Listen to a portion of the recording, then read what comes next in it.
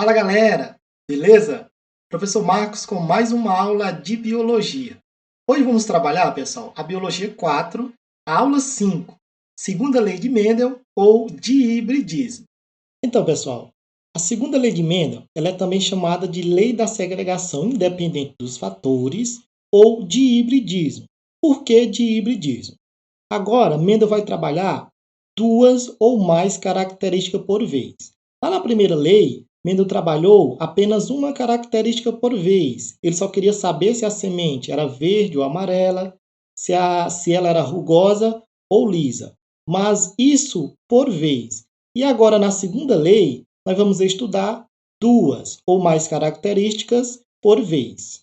Antes de começar a segunda lei, a gente precisa lembrar daquela expressãozinha que nos dá a quantidade de gametas. Porque aqui, pessoal, o cálculo ele é mais complexo. Nós vamos trabalhar com quantidades de gametas. Para isso, é preciso aprender a calcular a quantidade e identificar quais os gametas formados por um genótipo. Acompanhe. A formulazinha ou expressão para determinar o número de pares de genes, em heterozigose é essa: 2 elevado a n. N, pessoal, é o total de indivíduos heterozigotos, ou total de heterozigotos que compõem o genótipo do indivíduo. Acompanhe esse exemplo. Quantos e quais gametas serão produzidos pelo genótipo Vzão, Vzinho, Rzão, Rzinho? Então, aí, se você aplicar a expressãozinha 2 elevado a n, n aí é 2, porque nós temos dois heterozigóticos. Vzão, Vzinho é um heterozigoto e Rzão, Rzinho é outro heterozigoto. Então, nós vamos ter 2 elevado a 2, que vai dar 4 gametas. 4 gametas.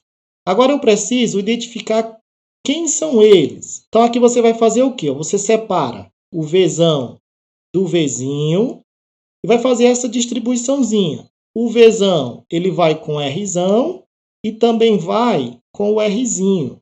Então, aqui eu vou ter o primeiro gameta, Vzão, Rzão, Vzão, Rzão é o primeiro gameta. E o outro gameta vai ser quem? Vzão, Rzinho. Segundo gameta, Vzão, Rzinho. Tá aí o segundo gameta. Agora aqui, esse Vzinho também vai com Rzão e depois com o Rzinho. Então, aqui eu vou ter o gameta Vzinho, Rzão, terceiro gameta. E o quarto e último gameta vai ser quem? Vzinho, Rzinho. Então, pessoal, tá aí os 4 gametas que a fórmula indica. Aqui também na segunda lei, pessoal, Mendel cruzava indivíduos com características puras. Ainda lembro como Mendel encontrava essas características puras? Ele deixava que os indivíduos se autofecundassem e, se de uma flor púrpura, por exemplo, só nascesse flores púrpura, então Mendel tinha certeza que aquele indivíduo era puro. Então, nesse caso aí, para determinar seus experimentos da segunda lei, Mendel pegava, por exemplo, uma planta com duas características ao mesmo tempo. Veja que eu tenho uma semente amarela e lisa, pura, vai ser cruzada com uma planta verde e rugosa, também pura. Então, aqui, na geração P, Mendel tem uma planta amarela lisa, são fatores puros, cruzando com uma planta verde e rugosa, que também apresenta fatores puros. Os gametas, está aqui, esse indivíduo aqui vai formar apenas o gameta Vzão, Rzão, e esse aqui vai formar o gameta Vzinho, Rzinho.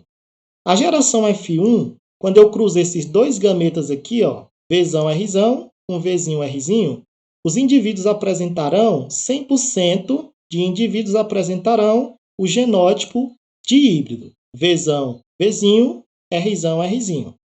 Aqui também, pessoal, na segunda lei, Mendel determinou a proporção fenotípica da F2, da segunda geração. Como foi que ele encontrou essa famosa proporção de 9 para 3 para 3 para 1? Ele deixou que a geração F1 se autofecundasse e aí ele conseguiu encontrar essa proporção.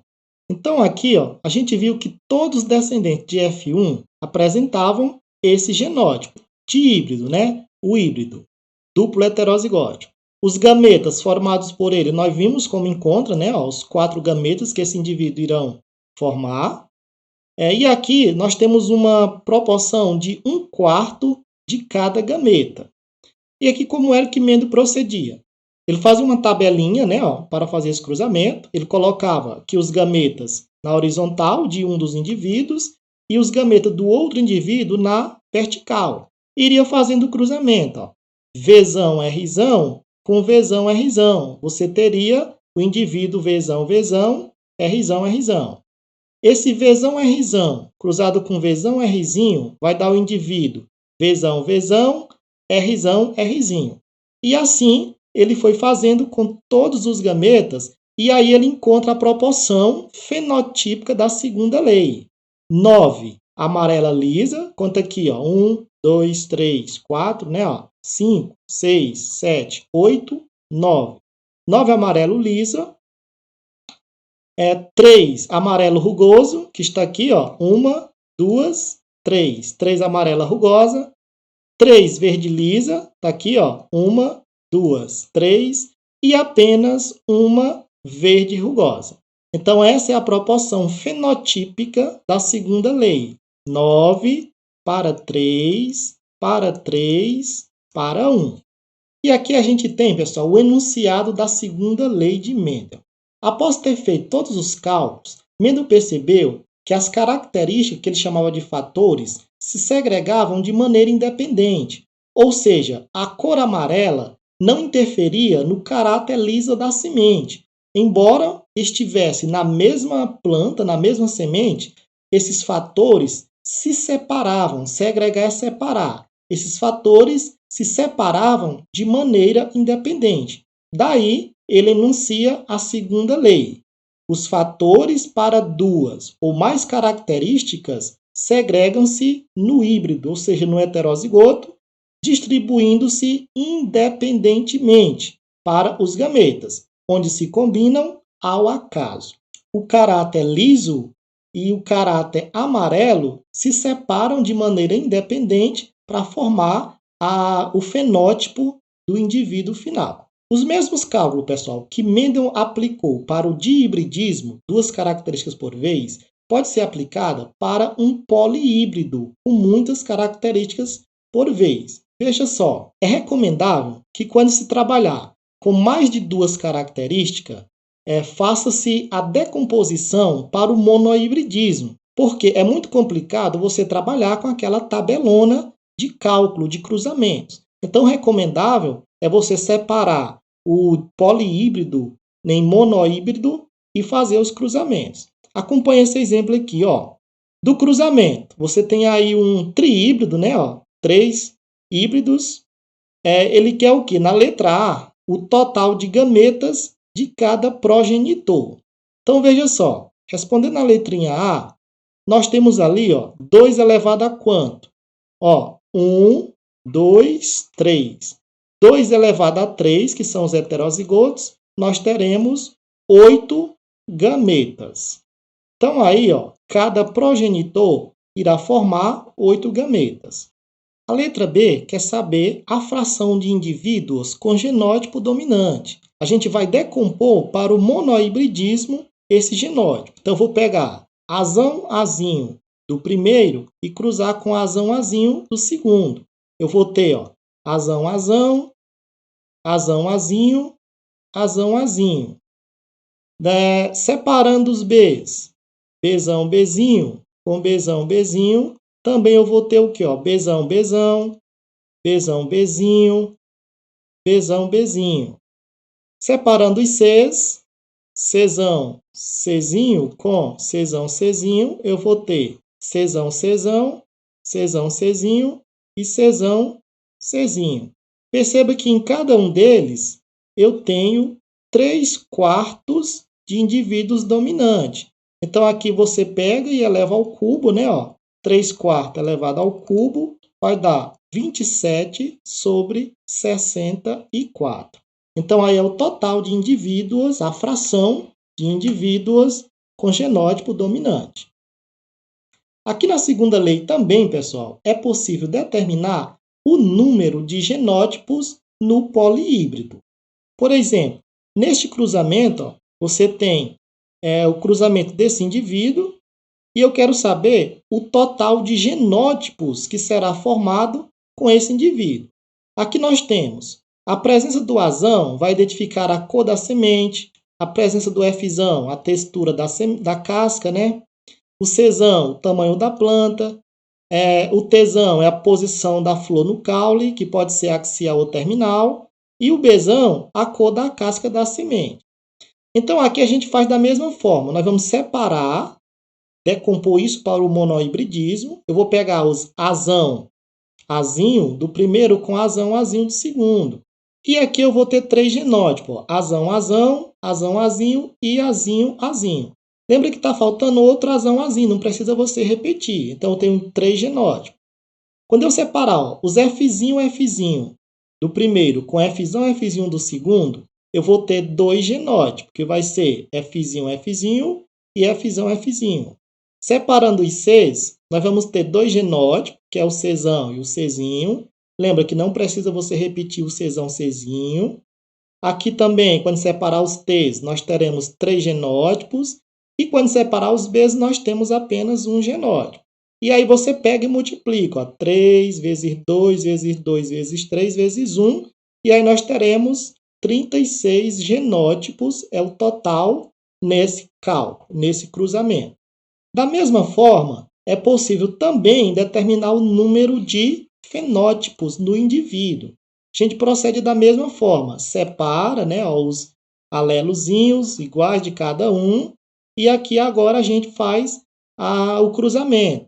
Aqui quando eu cruzar esses 2 indivíduos, eu terei 2 fenótipos. Vai perceber o que, pessoal? Azão, Azão e Azão, Azinho, eles condicionam um mesmo fenótipo. Então, aqui nós vamos ter só indivíduos com o alelo dominante e nós vamos ter lá no final o Azinho, Azinho. Então, eu tenho 2 fenótipos apenas. Aqui no segundo cálculo, quando eu separar os F, eu vou ter apenas 2 fenótipos também, que vai ser Fzinho, Fzinho, né? Ó, vai ter um Fzinho, Fzinho e outro Fzão, Fzinho. Aqui no C também vai ter 2 fenótipos, no T 2 fenótipos, e aqui no B vai ter apenas um fenótipo, que vai ser Bzão, Bzinho. E aí você pega e multiplica também, ó. 2 à quarta vezes 1, 16 fenótipos. Quando se trabalha com segunda lei de Mendel também, às vezes é preciso antes estimar o total de combinações que devemos fazer para encontrarmos o cálculo final. Para encontrar o número de combinações, basta simplesmente você calcular o número de gametas que cada indivíduo irá formar e multiplicá-los. Veja aí no cálculo. Eu tenho esse indivíduo, vai formar 8 gametas. O primeiro indivíduo forma 8 gametas. E o segundo forma 16 gametas, que nós já aprendemos a determinar esse total de gametas. E por último, você pega e multiplica 8 vezes 16, 128 combinações possíveis do cruzamento desses polihíbridos. Meiose e segregação independente. A segunda lei de Mendel, pessoal, está pautada nos conhecimentos de meiose. Embora, na época que Mendel desenvolveu seus trabalhos, não existia o termo de meiose, a definição de meiose, porém, o que ele chamou de fatores eram os genes que se segregavam de maneira independente. Então, no momento da segregação, existem 2 possibilidades. Acompanhe nessa imagem. Um indivíduo de híbrido, Azão, Azinho, Bzão, Bzinho, existem 2 possibilidades de segregação. Esse Azão pode se segregar com o Bzão e com o Bzinho. Da mesma forma, o Azinho pode se segregar com o Bzão e com o Bzinho. Então, aí, de qualquer forma que ocorrer a segregação, que isso é ao acaso, nós teremos 1/4 de cada gameta. No próximo capítulo, quando trabalharmos linkage, veremos que essa proporção não se mantém. Então, pessoal, nossa aula de hoje é isso e até a próxima. Valeu!